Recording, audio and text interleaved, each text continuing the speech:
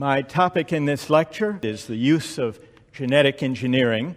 Is it ethical, for example, to create genetically enhanced bionic athletes? Let me begin with parents and children. A few years ago, a couple decided that they wanted to have a child, preferably a deaf one. Both parents were deaf, and proudly so. Like others in the deaf pride community, the couple considered deafness a cultural identity, not a disability. The prospective parents were a lesbian couple, so they had in any case to find a sperm donor. In hopes of conceiving a deaf child, they sought out a sperm donor with 5 generations of deafness in his family. And they succeeded. Their son was born deaf. The couple was surprised when the story brought widespread condemnation. Most of the outrage focused on the charge that they had deliberately inflicted a disability on their child. But the parents denied that deafness is a disability. They argued they simply wanted a child like themselves. Is it wrong to make a child deaf by design? If so, what makes it wrong? The deafness or the design?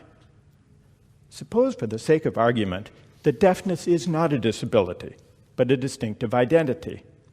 Is there still something wrong with the idea of parents picking and choosing the kind of child they will have?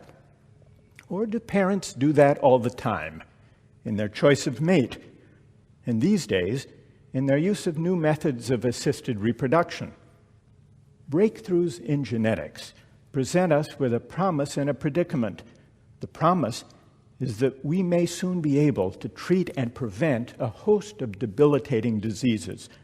The predicament is that our newfound genetic knowledge may also enable us to manipulate our own nature, to enhance our muscles, memories, and moods, to choose the sex, height, and other genetic traits of our children. Most people find at least some forms of genetic engineering disquieting, but it's not easy to explain what's wrong with it. In order to grapple with the ethics of enhancement, we need to confront questions largely lost from view in the modern world, questions about the proper stance of human beings toward the given world.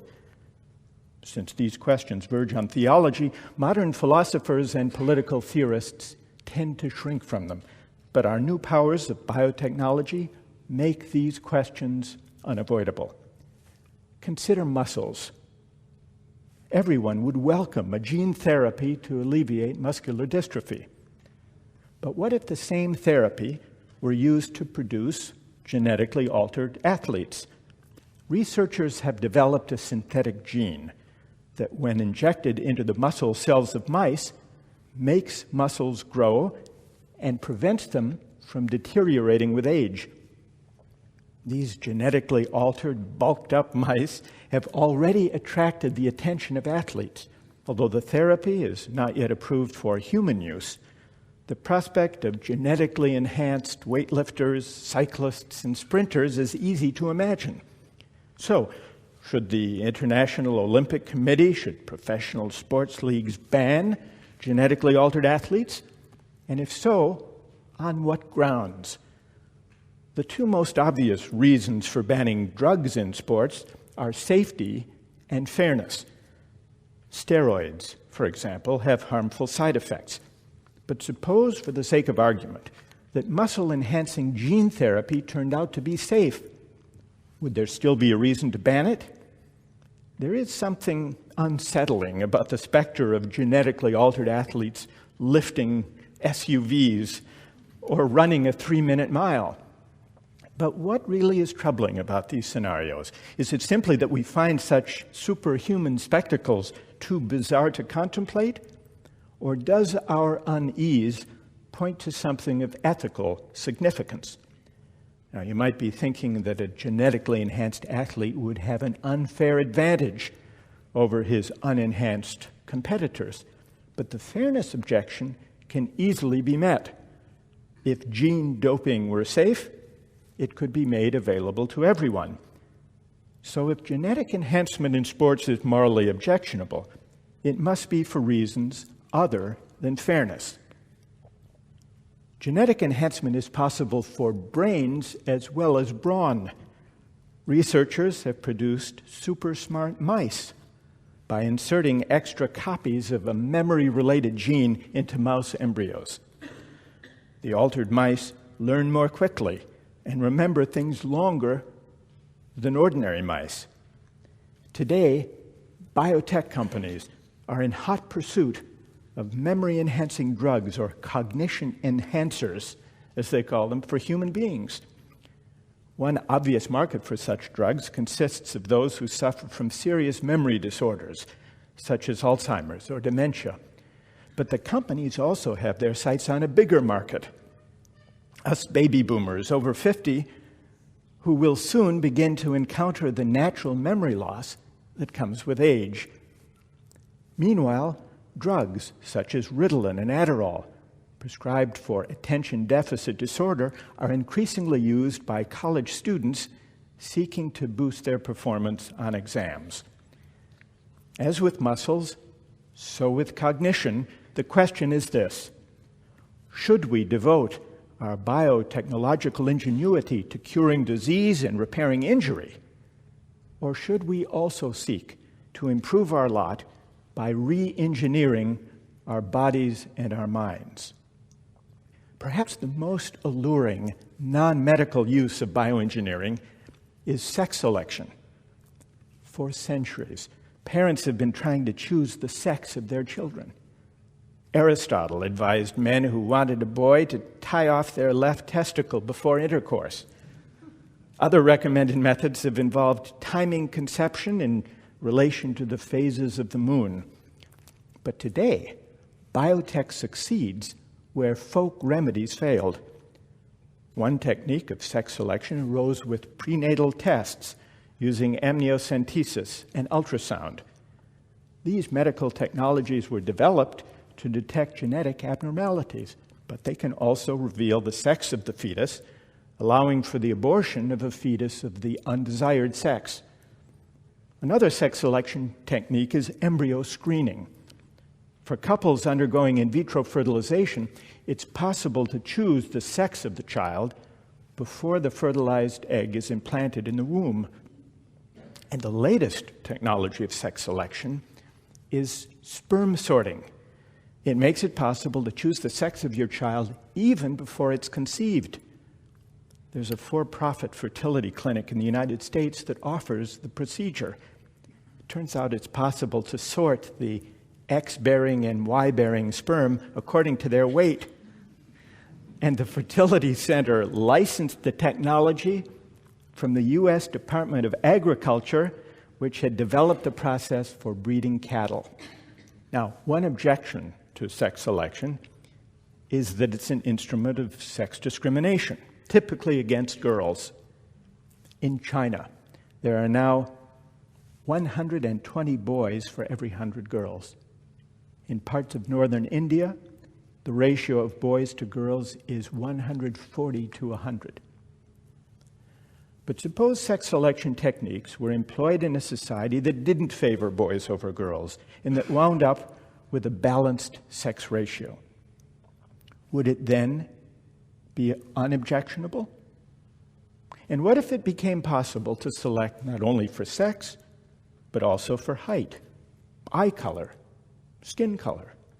What about sexual orientation, IQ, musical ability, athletic prowess? There is something troubling about these scenarios of genetic manipulation, but what exactly is wrong with using genetic engineering to turn ourselves into bionic athletes or our offspring into designer children? Some people say the problem is that genetic engineering is a shortcut that undermines effort. An athlete who goes in for gene doping evades the hard work that goes with rigorous training. Suppose we learned that the achievements of our favorite football star were due to genetic alteration. Our admiration for the athlete would surely be diminished. But the problem with genetic enhancement is not simply that it undermines effort. The deeper danger is that it represents a kind of hyper-agency, a Promethean aspiration to remake nature, including human nature, to serve our purposes and satisfy our desires. What this drive to mastery misses is an appreciation of the gifted character of human powers and achievements. To acknowledge the giftedness of life is to recognize that our talents and powers are not wholly our own doing, despite the efforts we expend to develop them. An appreciation of the gifted aspect of life constrains the Promethean project and conduces to a certain humility. It is, in part, a religious sensibility, but its resonance reaches beyond religion. Consider parenting. To appreciate children as gifts is to accept them as they come, not as objects of our design or products of our will or instruments of our ambition. Parental love should not be contingent on the talents and attributes the child happens to have. We choose our friends and spouses at least partly on the basis of qualities we find attractive. But we do not choose our children. Their qualities are unpredictable. And even the most conscientious parents can't be held wholly responsible for the kind of child they have. This is why parenthood, more than other human relationships, teaches what the theologian William F. May calls an openness to the unbidden. This resonant phrase, an openness to the unbidden, helps us see that the deepest moral objection to enhancement lies less in the perfection it seeks than in the human disposition it expresses and promotes. The problem is not that the parents usurp the autonomy of the child they design.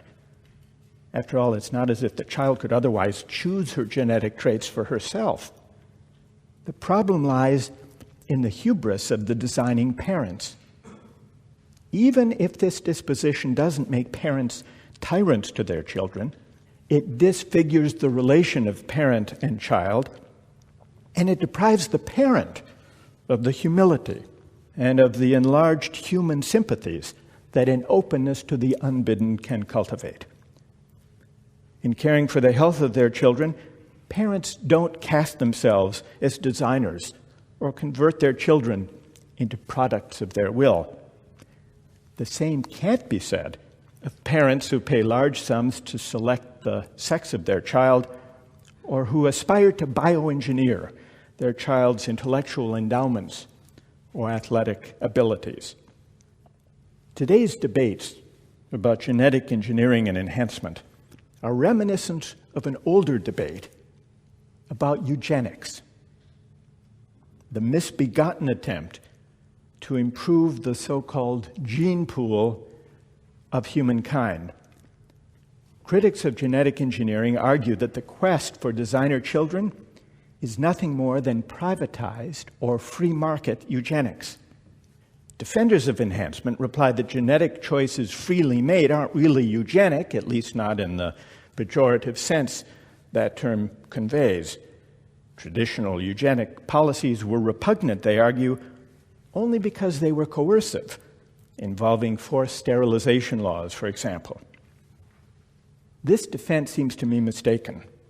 Yes, the Nazis gave eugenics a bad name, but eugenics is repugnant even when it's not genocidal and coercive.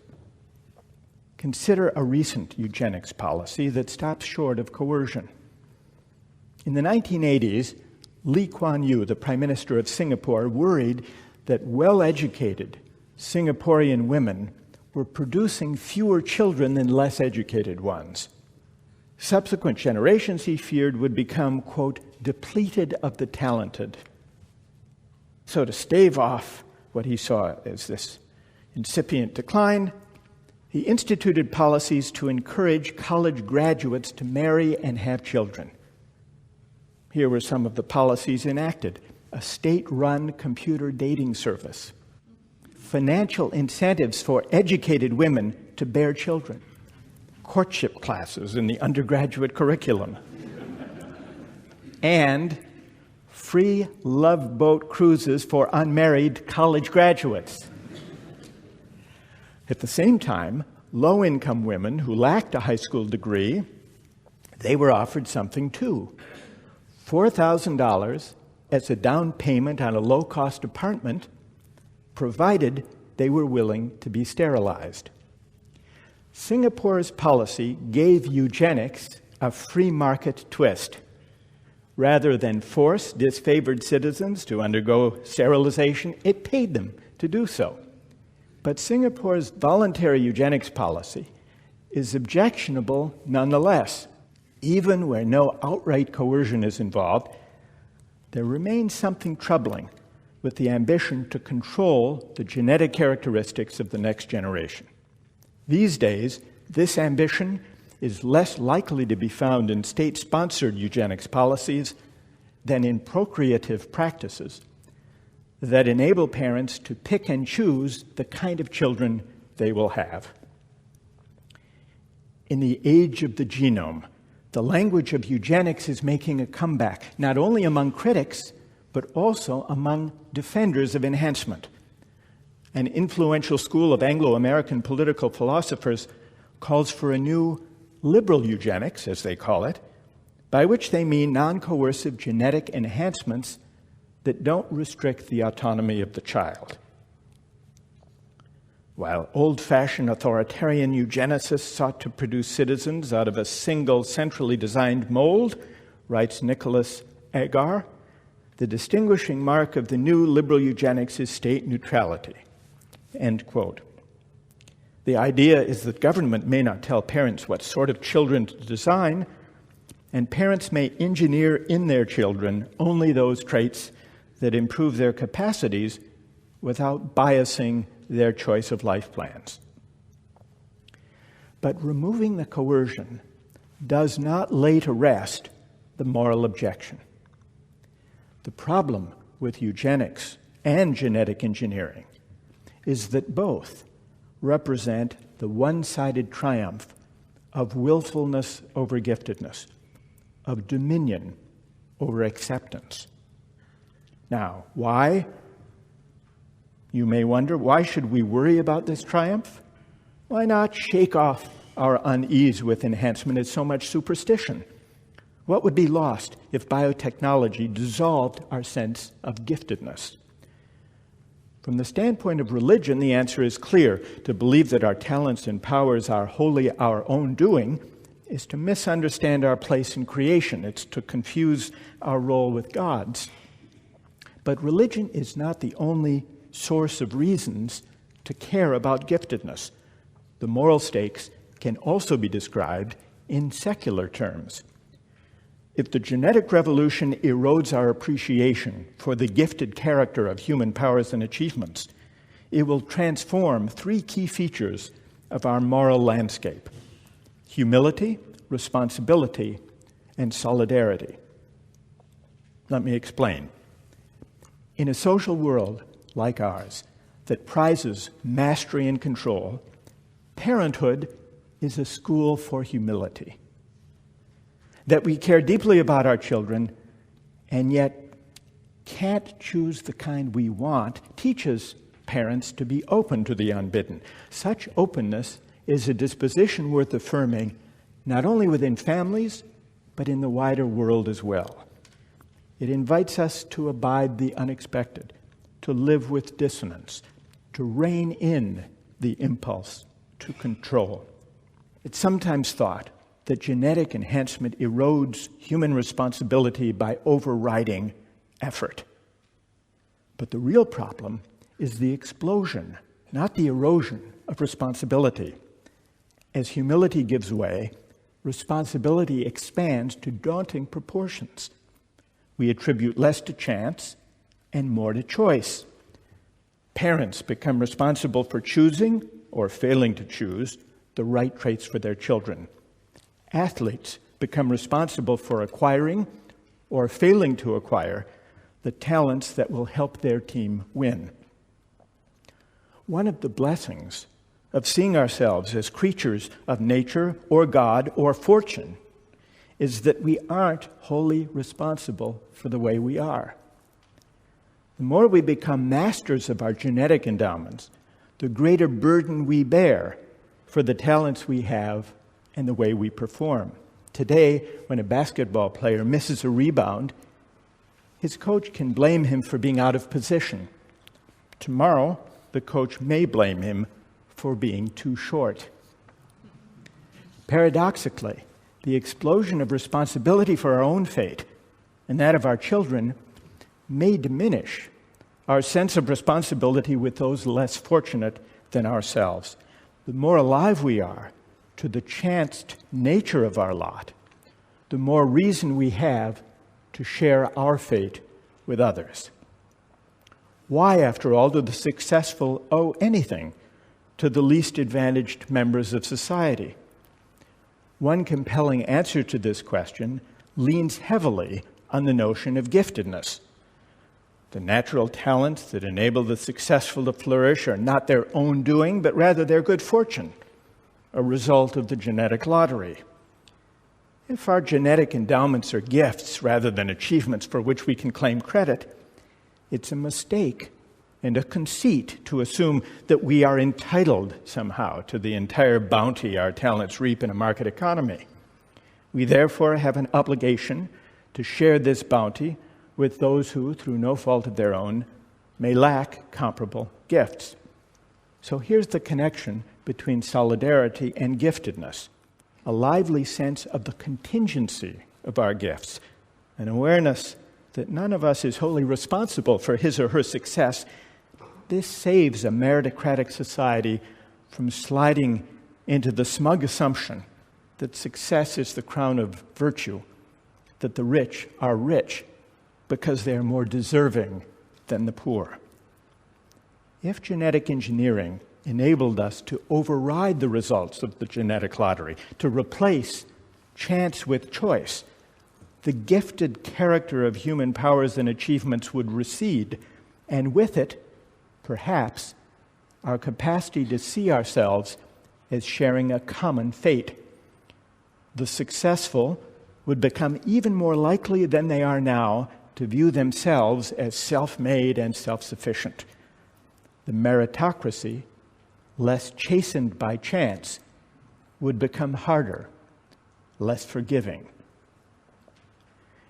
It is tempting to think that bioengineering our children and ourselves for success in a competitive society is an exercise of freedom. But changing our nature to fit the world, rather than the other way around, is actually the deepest form of disempowerment. It distracts us from reflecting critically on the world. It deadens the impulse to social and political improvement. So I say, rather than bioengineer our children and ourselves to fit the world, let's instead create social and political arrangements more hospitable to the gifts and the limitations of the imperfect human beings that we are. Thank you very much.